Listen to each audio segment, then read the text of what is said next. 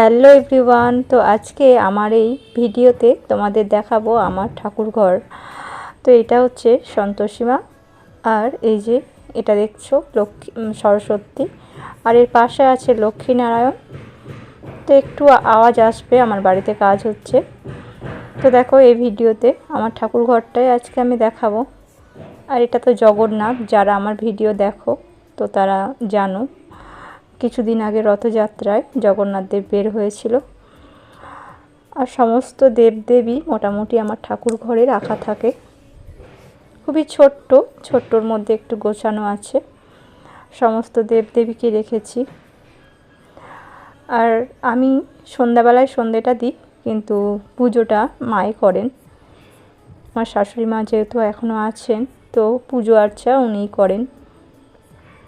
তো এই যে এটাই হচ্ছে আমার ছোট্ট একটা ঠাকুর ঘর। তো আজকে এই ভিডিওতে তোমাদের দেখালাম।